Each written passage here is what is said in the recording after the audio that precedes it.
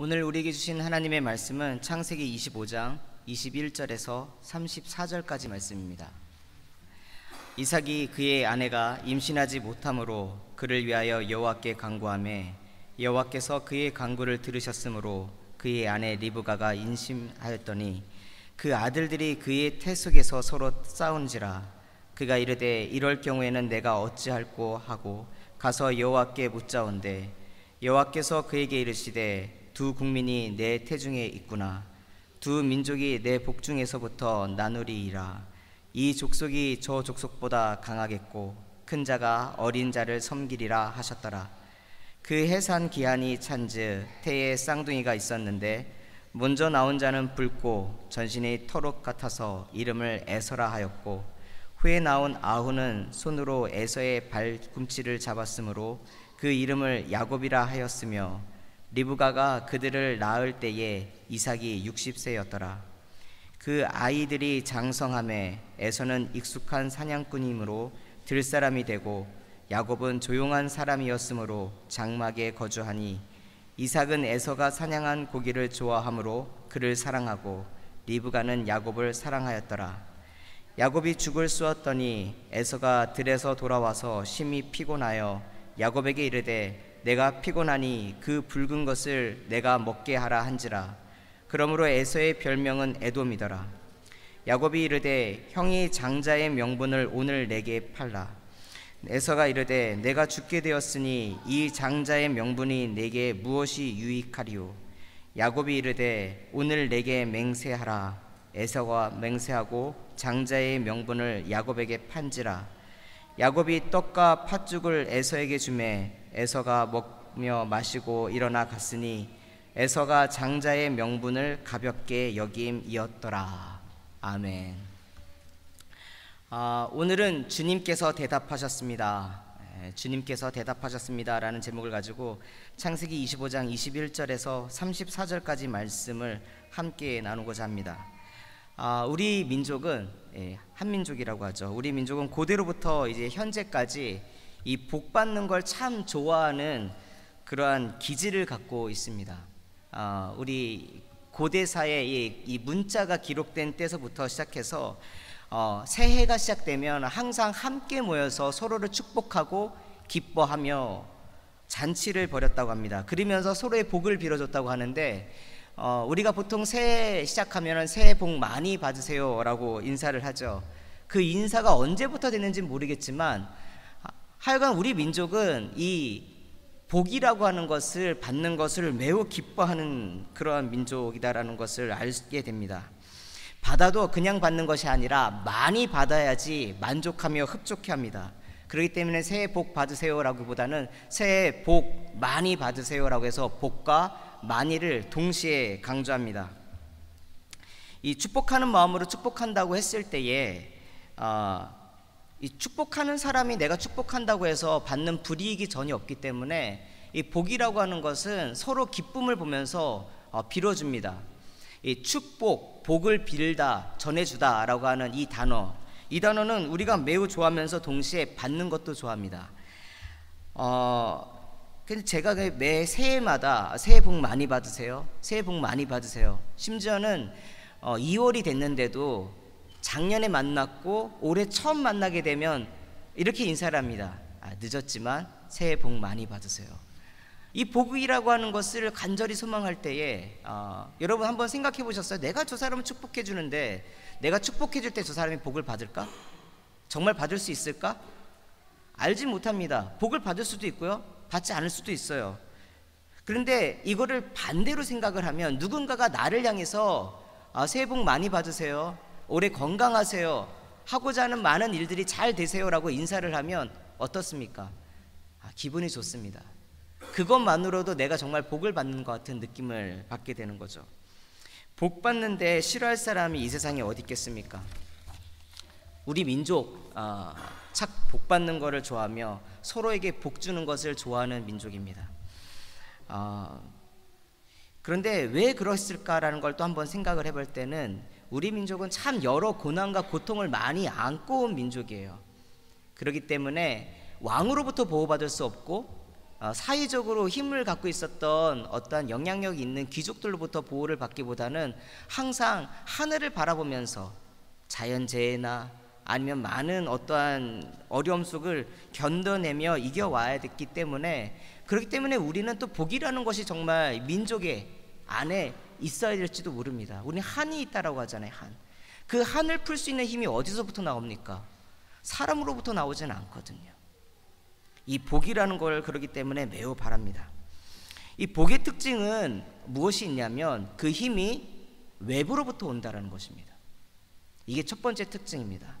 이 복의 특징은 외부로부터 나에게 힘과 용기와 기회와 안전을 제공해 주는 것을 바로 우리는 복이라고 얘기를 합니다. 복이라고 하는 한자어가 있는데 이것이 시와 복이라는 뜻을 합해서 만드는 회의 문자, 이 뜻과 뜻이 맞춰진 문자라고 하는데, 이 시라고 하는 단어는 하늘천이라고 하는 것에 사람 인자가 내려서 신의, 신의 뜻이라는 뜻을 갖고 있고요. 복이라고 하는 것은 이제 배부르다라고 할 때에 이제 배가 볼록하게 부른 항아리 있잖아요. 옛날에 독 같은 걸 보면은 어떻습니까? 이렇게 일자로 떨어진 게 아니라 이렇게 배가 이렇게 불러서 나오잖아요. 그러니까 충분하게 이제 배가 불러온 그런 상태, 그런 상태를 말합니다. 그래서 이 한자어에서도 알 수 있듯이 이 복이라고 하는 것은 인간이 찾는 것이 아니라 누군가로부터 얻어서 받을 수 있는 힘. 근데 그것이 어떻게 합니까? 그냥 딱 필요한 만큼만 있는 게 아니라 이거 배가 불러서 넉넉하게, 그러나 그것이 터지지 않을 만큼 아주 안정적으로 있는 상태를 복이라고 합니다. 일반적으로 우리가 복이라고 했을 때 생각나는 것은 무엇이냐면 자신의 소원과 바람과 뜻과 계획이 이루어지도록 어떠한 외부로부터 기회와 힘과 능력과 안전을 받는 것입니다. 이것을 우리는 복이라고 합니다. 복 많이 받으라고 할 때 우리 그렇죠. 돈 많이 벌어라, 건강해라, 그 다음에 자녀들 하는데 공부 잘해라, 입시가 있을 때는 올해는 정말 좋은 대학교 가라. 이런 정말 현실적으로 필요한 것, 이루어지는 것을 복이라고 생각을 합니다. 그러면 하나님께서 말하는 복은 어떤 걸까? 창세기에는 복에 대해서 말하고 있는 성경입니다. 이 복이라고 하는 단어가 총 81번 등장을 합니다. 그래서 이 창세기를 갖다가 이 복의 성경이라고도 말하기도 합니다. 특히 이 야곱과 에서의 형제간의 그 다툼이 있는 26장에서부터 29장까지는 복이라는 단어가 31번, 31번이나 나옵니다. 이 복이라고 하는 것은 그만큼 우리에게 필요한 거예요. 근데 복을 받는 데 원칙이 있다면 아까 얘기했지만 복이라고 하는 것은 뭐냐면은 내가 찾거나 내가 뭔가 싸워서 얻는 것이 아니라 누군가로부터 받는 것입니다. 세상은 그 누군가가 정해져 있지 않아요. 그냥 어디서 받는 거예요. 그런데 창세기에서 말하는 복이라고 하는 것은 복의 주체를 알려주십니다. 하나님이 우리에게 복을 내려주신다는 것입니다. 복이라고 하는 것은 하나님의 선물입니다. 이것을 알지 못하는 세상 사람들이 어떻게 합니까? 복을 구하기 위해서 많은 우상을 섬깁니다. 사람을 섬깁니다. 아니면 어떤 기회를 노립니다. 배경을 바랍니다. 돈을 의지합니다. 근데 하나님께서는 그게 아니라 창조라고 하는 그 단어에 그것이 변환이 되면 뭐라고 했죠? 복이라고 했죠. 태초에 하나님이 천지를 창조하시니라. 이 창조하다라는 단어에는 복이라는 의미까지 포함된다라고 제가 말씀을 드렸었는데요. 하나님의 그 복이라고 하는 것은 복을 주시는 이 하나님이 만드신 자신의 형상을 닮은 인간들에게 바라고 소원하고 꿈꾸고 계획했던 그것들이 이루어지는 것, 이게 바로 복입니다. 여러분, 내가 바라고 이루고자 하는 바가 이루어지면 그게 복일까요? 그런 경우도 있지만 그게 독이 되는 경우들도 있습니다. 물질적으로 내가 충분하게 부유하면 나는 행복할 줄 알았는데 많은 이들 중에서는 이 물질이 채워지면 오히려 이 물질에 대한 목마름이 더욱더 간절한 사람들이 있습니다.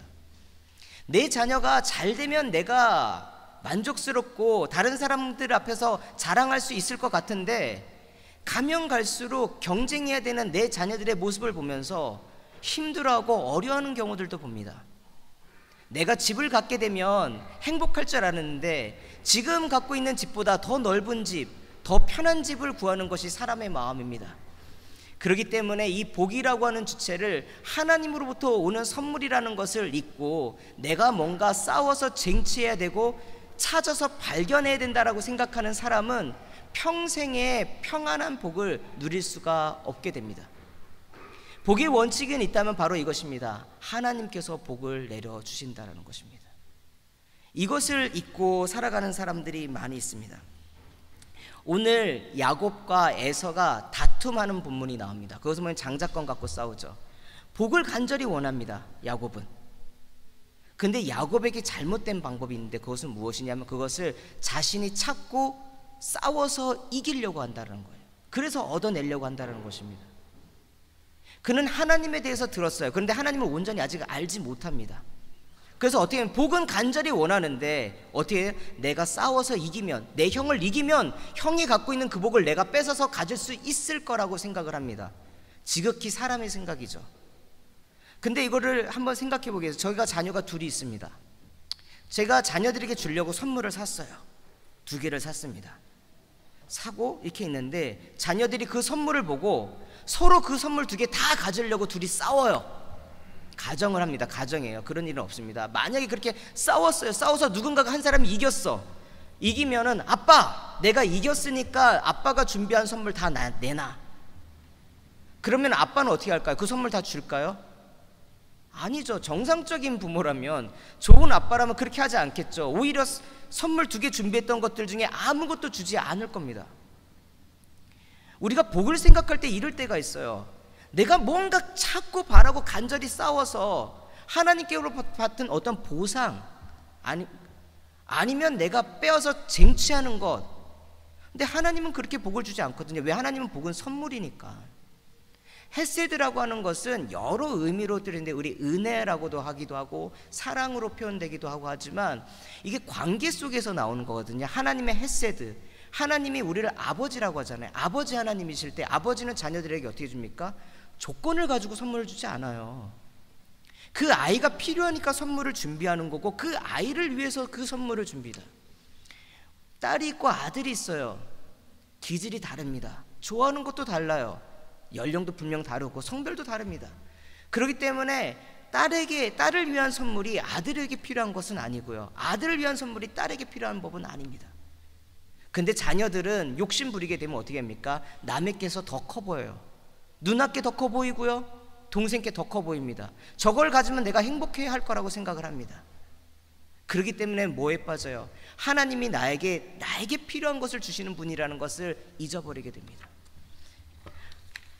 하나님이 나에게 복을 주신다, 선물을 이미 준비하셨다는 것을 믿지 못하는 자녀들은 하나님이 온전히 준비한 그 선물을 받지 못하게 됩니다.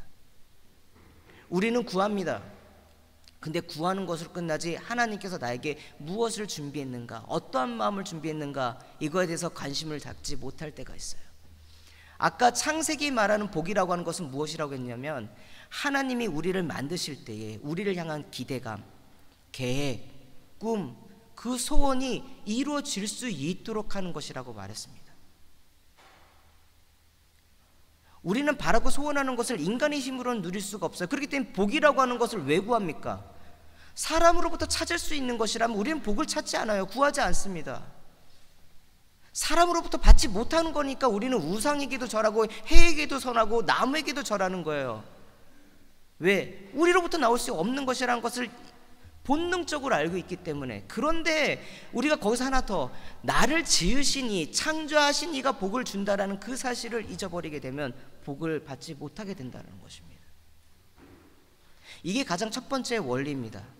아브라함을 향한 복, 그것이 이삭에게 이어지고 이삭을 향한 복이 이제 에서와 야곱에게 이어질 것입니다. 야곱에게 내린 복은 또 그 자녀들에게 이어질 것입니다. 계속적으로 그 복들은 이어집니다. 근데 그 복을 누가 주시냐? 하나님이 주신다라는 그 믿음을 우리가 갖고 있어야 된다는 것입니다. 두 번째 복의 특징이 있다면 하나님의 복을 받은 사람도 삶의 어려움을 받게 된다라는 사실입니다. 복을 받았는데 왜 어려운가? 복을 받았으면 늘 형통해야지. 언제나 하나님의 은혜를 체험하고 하나님의 살아계심을 경험하는 사람도 어려움을 만날 때가 있습니다. 기근을 만납니다.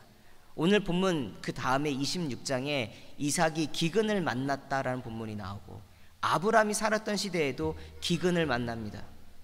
하나님을 믿고 따르며 하나님이 지시할 그 곳을 향하여 믿음으로 가는 그 여정에 어려움을 만납니다. 그런데 우리가 만나는 이 어려움 또한 하나님이 주시는 복입니다.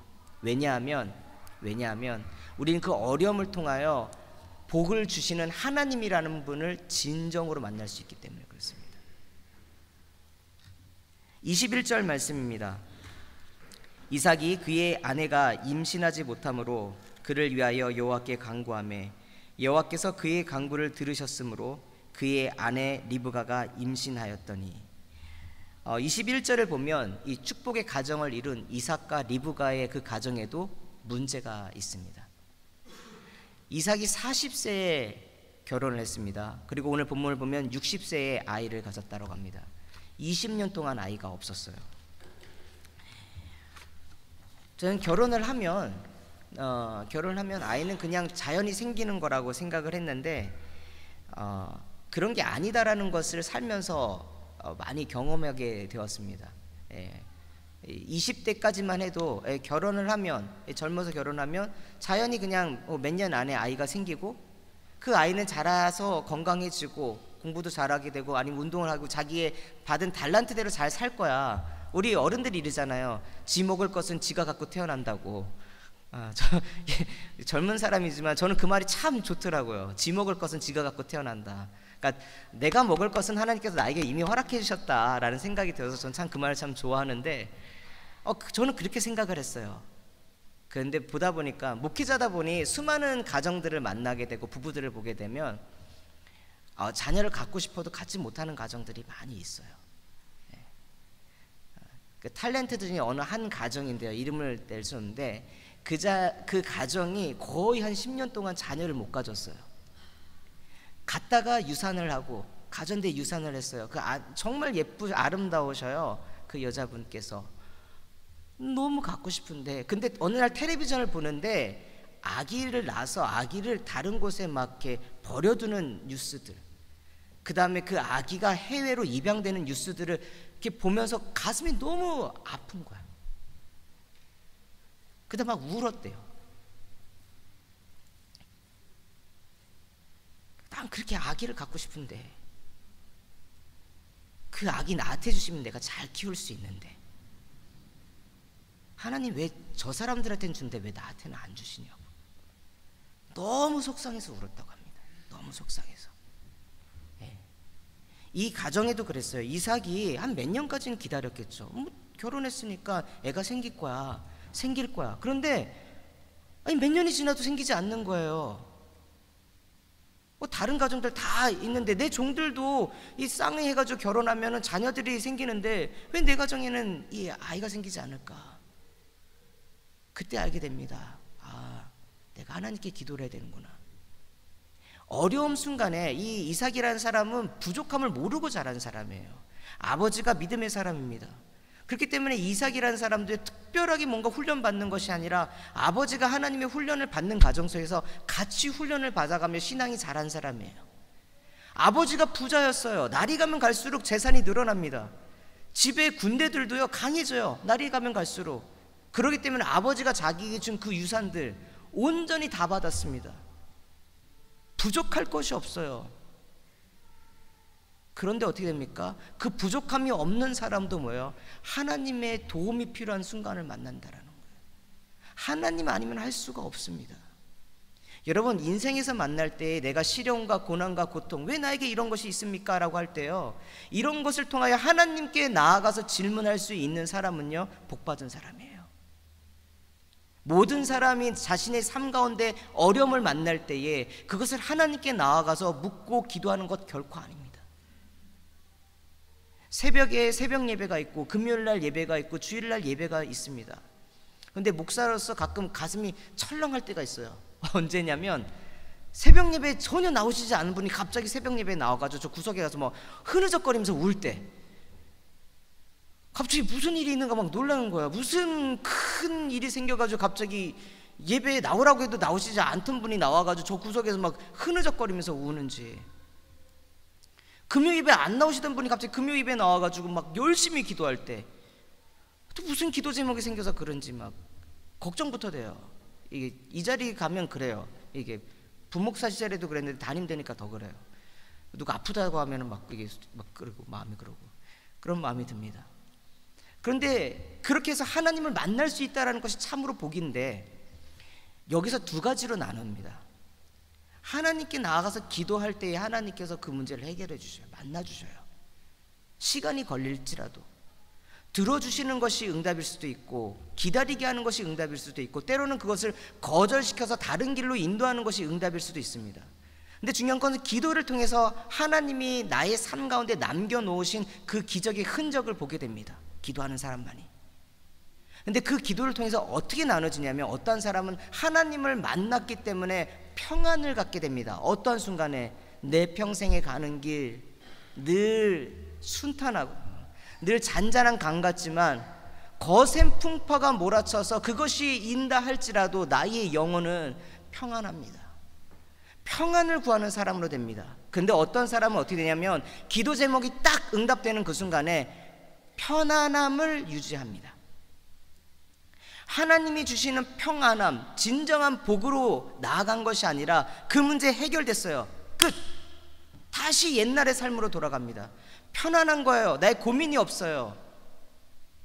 그건 복이라고 할 수가 없어요. 앞에서 얘기했지만 복이라고 하는 것은 하나님이 나를 향한 어떠한 계획이 있는지, 나를 왜 그렇게 사랑하시는지, 때로는 나를 왜 이렇게 시험을 통해서 고난을 주시는지, 왜 나를 그렇게 붙잡으시는지 알 길이 없지만 그 하나님을 만나는 것이 복인데, 그런 복 받는 자리까지 왔는데 마지막에 그 자리에서 다시 옛날로 리턴을 해요.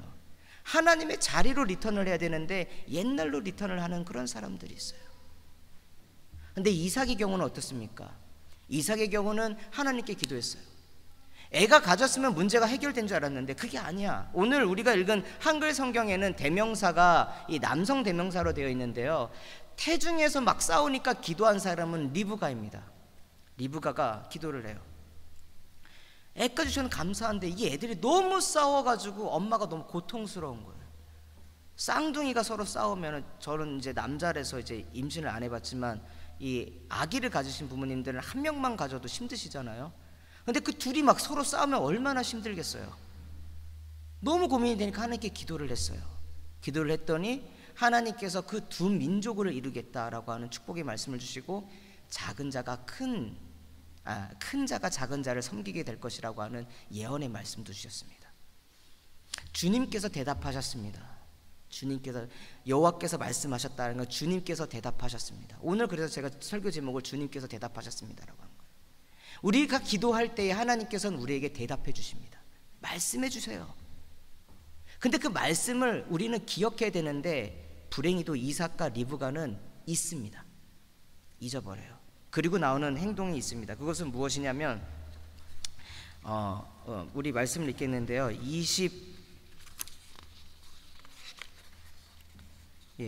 23절 이하 27절 28절 말씀입니다. 우리 찾아서 함께 읽겠습니다. 27절 28절 함께 읽겠습니다. 시작. 그 아이들이 장성함에 에서는 익숙한 사냥꾼이었으므로 들 사람이 되고 야곱은 조용한 사람이었으므로 장막에 거주하니 이삭은 에서가 사냥한 고기를 좋아하므로 그를 사랑하고 리브가는 야곱을 사랑하였더라. 자녀가 났어요. 자녀가 났는데 하나님의 복이라고 하는 것은 이 아브라함에게도 그랬지만 너가 복이 될 거다라고 하는 것은 뭐냐면 복의 저수지가 된다라는 의미가 아니라 복을 흐르는 통로가 될 거라고 하는 축복입니다. 복의 저수지라고 하는 것은 뭐냐면 모든 것이 모여들어서 거기서 썩습니다. 썩어요. 그런데 하나님은 우리에게 복을 주시는데 우리가 복의 저수지가 되는 것이 아니라 복이 흘러가는 통로가 되는데 그 통로가 어떻게 되냐면 다음 세대로 이어지는 거예요. 내가 하나님을 만났고 그 은혜가 어떻게 보면 내 자녀들에게도 복으로 전달돼야 됩니다. 그게 하나님이 복 주신 그 이유예요. 그리고 그것이 뜻이 있다라는 것, 하나님은 내 자녀들에게 이런 계획이 있단다라고 말씀하고 대답해 주셔요. 근데 말씀하시고 대답해 주셨는데 인간의 부모들은요 그것을 잊어버리게 되면 어떻게 합니까? 자기가 좋아하는 대로 자녀를 키웁니다. 그것이 오늘 본문에 나와 있는 거예요. 어떻게 말합니까? 이삭은 고기를 좋아함으로 에서를 사랑하였고 리브가는 야곱을 사랑하였더라. 참 이 말이 큰 의미가 있는 게, 여러분, 자녀는 내 뜻대로 키우는 것이 아니라 하나님이 그 자녀를 향하여 갖고 계신 그 뜻이 무엇인가를 바라보면서 키워야 돼요. 근데 부모 마음은 그렇지. 저도 부모니까 그런 마음, 내 자녀가 잘 되기를 원해요. 세상 사람들 위해 군림하고요, 무릎 꿇는 것이 아니라 다른 사람들을 무릎 꿇게 하고 지시하고 명령하고 다스리게 하는 그런 복을 받기를 원합니다. 이삭이 그렇게 기도해줘요. 자녀들을 그렇게 축복해줍니다. 사실 기도를. 근데 그것이 정말 하나님께서 원하시는 축복이냐라는 거예요. 그것이 정말 하나님께서 원하시는 축복인가? 하나님께서는 에서를 향한 계획이 있고 야곱을 향한 계획을 갖고 계셨어요. 그런데 이삭은 어떻게 합니까? 아이가 갖고 있는 그 재능을 자신의 자랑이요, 자신의 만족으로만 삼았지 하나님이 어떤 계획을 갖고 있는가에 대해서는 까마득하게 잊어버렸습니다. 에서가 너무 예쁜 거예요. 이 익숙한 사냥꾼이라는 것은 그냥 보통 표현이 아니라 이 기술적으로 완벽한 수준에 이르는 뛰어난 사냥꾼이라는 거예요. 근데 이 젊어요. 어린 날부터 얘는 재능이 뛰어나가지고 나가서 들에 나가가지고 그 사냥을 하는데 프로페셔널한 사냥꾼들보다 더 뛰어난 사냥을 한다라는 거예요. 얼마나 큰 재주가 있습니까? 하나님이 그에게 재주를 주셨어요. 능력을 주셨어요. 아주 귀한 달란트를 주셨어요. 그 달란트를 주니까 얼마나 만족이든, 얼마나 좋습니까? 내 자녀가 재능이 있어가지고 다른 사람들한테 칭찬을 듣고 높임을 받고, 야, 저 사람 정말 다르다, 야, 에서는 정말 다르군요, 아버지 닮지 않고 나가서 들에 나가서 막 이 사냥을 할 정도로 뛰어납니다. 그 얘기를 듣는 이 이삭은 얼마나 기분이 좋겠어요. 자랑이에요, 자신의 자랑. 그 에서가. 그런데 반대로 야곱을 보면 무능해 보이는 거야. 너는 뭘 할 줄 아냐? 네 형은 나가서 뛰어난 사냥꾼인데 너는 뛰어나지는 못할지라도 그래도 사냥은 할 줄 알아야지. 맨날 이 장막에 텐트 안에 거하면서 여자처럼 이렇게 있냐? 편애하는 거예요. 능력 있는 자녀들은 뛰어나다고 칭찬해주고 사랑해주면서, 능력이 부족한 자녀들은 너 그거밖에 못해. 근데 이게요, 이 편애하는 것이 가정을 완전히 깨트려 버립니다. 하나님이 에서를 향해서, 야곱을 향해서 갖고 있는 그 계획이 무엇인지를 묻지 못하고 하나님이 들려주신 그 말씀을 마음속에 간직하지 못했을 때 어떻게 됩니까? 지금 당장은 에서가 잘 나가요. 에서가 왜 야곱이 장자권을 팥죽에 한 그릇에 팔라고 했을 때 팔았을까요? 에서는 아버지의 유산을 두 몫을 받지 않아도 자신은 자수성가할 거란 자신감이 있는 거예요. 나 능력이 있잖아. 아버지가 뭐 두목 안 주더라도 너가 두목 가져. 나는 한 몫 받아도 너보다 더 크게 일어날 수가 있어. 나 능력이 있어. 실력이 있어. 세상 사람들이 다 인정하잖아. 아버지가 인정하고 사람들이 나를 뛰어난 사냥꾼이라고 말을 해. 그러니까 너 가져. 괜찮아. 근데 뭐가 없었어요? 하나님을 경외하는 마음이 없었어요.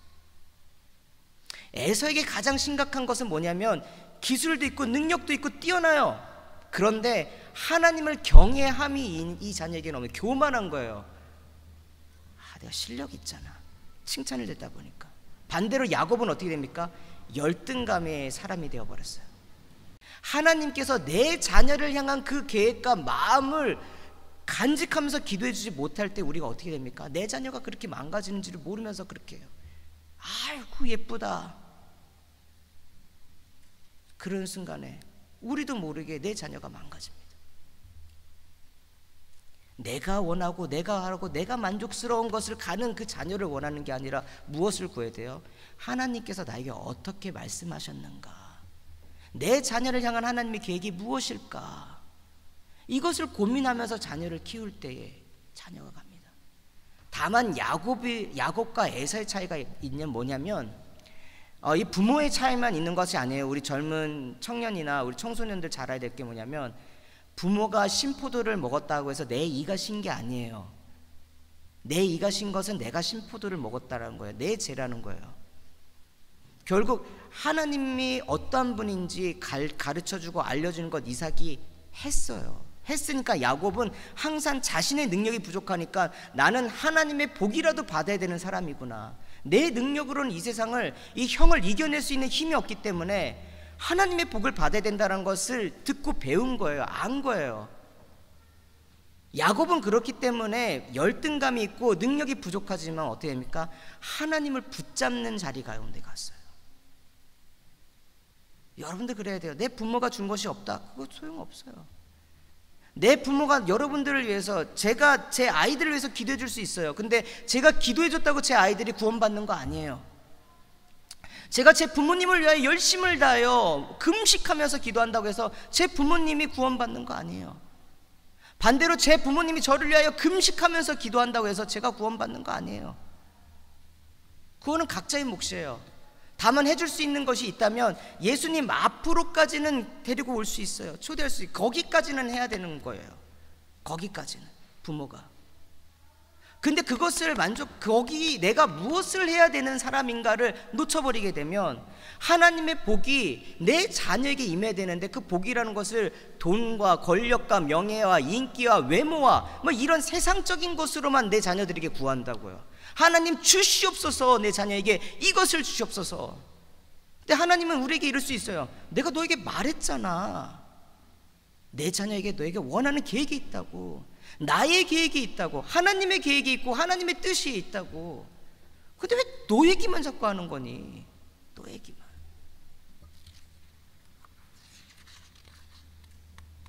오늘 이 말씀 보면서 이삭이 또 실수한 것이 하나 있습니다. 27장 1절에서 4절 말씀인데요, 함께 읽겠습니다. 27장 1절에서 4절 말씀입니다. 화면에 있습니다.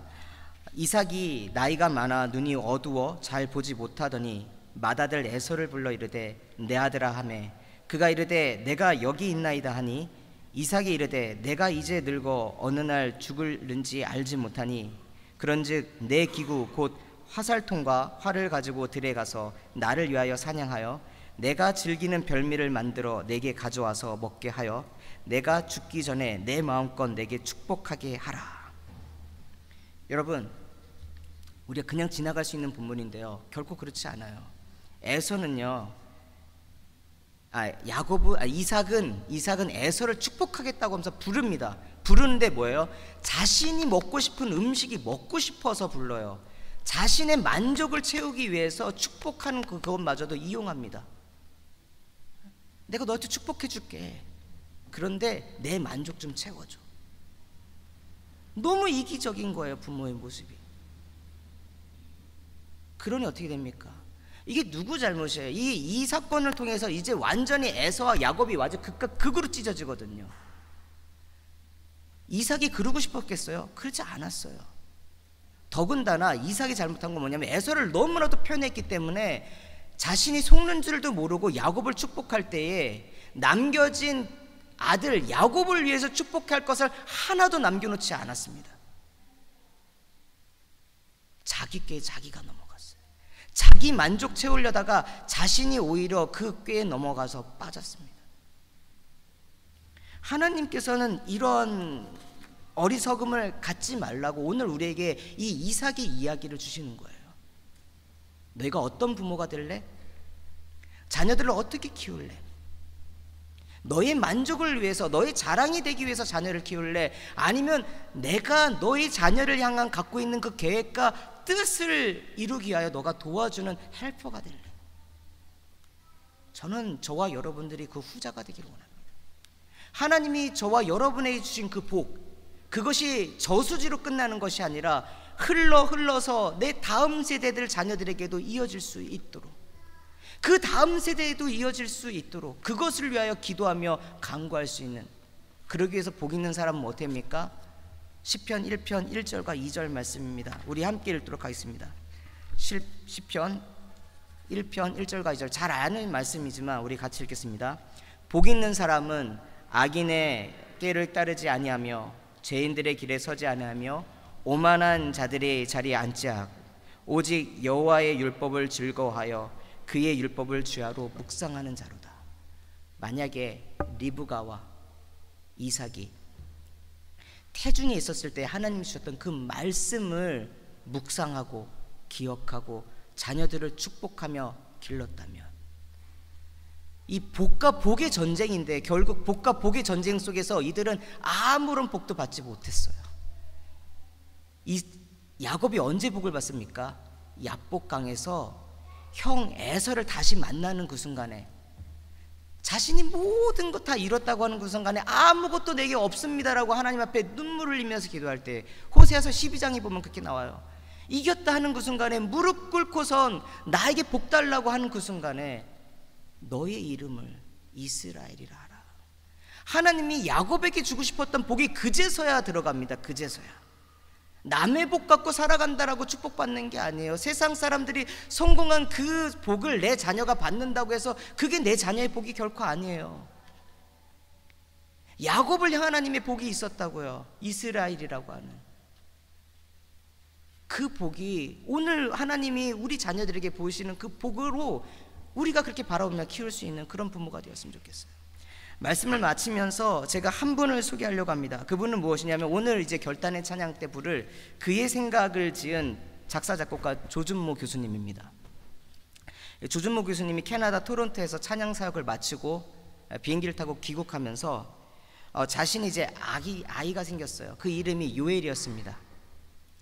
요엘을 위해서 선물을 하나 살까 했는데, 선물을 사는 것보다는 내가 갖고 있는 달란트로 내 자녀를 축복할 수 있는 노래를 만들어서 줘야 되겠구나, 그런 생각으로 비행기에 앉아가지고 이렇게 쓰기 시작했어요. 어떤 곡을 만들어줄까? 그러면서 지은 게 하나님은 너를 만드신 분이라는 곡이에요. 그래서 이 곡은 제목이 3개예요. 하나님을 너를 만드신 분, 그 다음에 그의 생각, 그리고 요엘에게. 부모의 입장에서는 이 제목이 요엘에게요. 내 자녀가 이러한 자녀가 되기를 원합니다. 어떤 복이에요? 하나님은 이러신 분이시단다. 하나님을 아는 복. 이 조준모 교수님은 좀 세상 불공평해요. 저는 볼 때마다. 이분은 공부를 잘하셨어요. 잘한 것도 보통 잘한 게 아니라 늘 1등이야. 거기다 노래도 잘하고요, 음악도 잘하고요, 악기도 잘 다뤄요. 못하는 게 없어요. 그럼 행복할 거라고 생각하잖아요. 근데 자기가 작사 작곡하면서 자기를 떠올랐는데 이런 생각이 들었대요. 자기는 매사에 1등 해야지만 하나님이 자기를 사랑하고 내 부모님이 나를 사랑해 준다라고 생각했다라는 거예요. 나는 사랑받기 위해서는 항상 다른 사람들보다 앞서가는 사람이고 잘하는 사람이어야 된다라고 생각을 하고 살았는데, 내가 진짜 하나님을 만나게 되니까 내가 하나님에 대해서 오해를 했구나, 내 부모님에 대해서 오해를 하고 있었구나라는 걸 알게 됐대요. 그러면서 하나님은 이런 분이야. 하나님은 너가 1등 하지 않는다고 해서 너를 미워하거나 이렇게 밀치는 그런 사람이 아니라 너를 만드시고 너를 향한 기대감을 갖고 있고 꿈을 갖고 계신 분이야. 그분이 너와 함께 하고 계셔. 아빠는 그것을 얘기해 주고 싶단다. 내가 너에게 줄 수 있는 복이라고 하는 것은 바로 이거야. 하나님을 아는 복, 하나님을 고백하는 복. 여러분, 이제 말씀을 정리하면 하나님은 우리에게 복을 주십니다. 그 복은 우리로 끝나는 것이 아니라 우리 다음 세대인 자녀들에게 전달될 것입니다. 그것을 하기 위해서 우리는 무엇을 기울여야 되냐? 하나님이 오늘 나에게 하시는 말씀에 기울여야 되고, 내 자녀들을 향한 하나님의 뜻이 무엇인가를 위하여 기도하는 사람이 되어야 될 것입니다. 우리 아름다운 교회 귀한 성도님들, 그리고 우리 어린 친구들, 하나님이 여러분들을 향한 계획이 있습니다. 놀라운 뜻이 있습니다. 그것을 위하여 기도하며 무릎 꿇으며 하나님을 만나고 알아가는 그런 복된 복 있는 사람이 되기를 간절히 소원하면서 오늘 말씀 마치도록 하겠습니다.